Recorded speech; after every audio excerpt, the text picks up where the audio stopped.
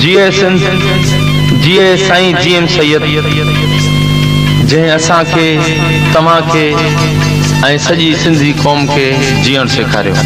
मुझा भाइरो असा के पंहिंजे कामेड़ दोस्तन ते फखुर आहे जेकी झुरी सघन था पर झुकी नथा सघन। जो हिते आहे हक चवण ते फाहिया, हक चवण ते फाहिया, हक घुर त क़यामत या।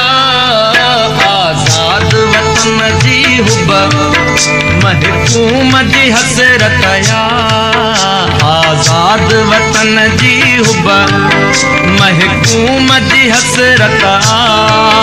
हिक मान चवा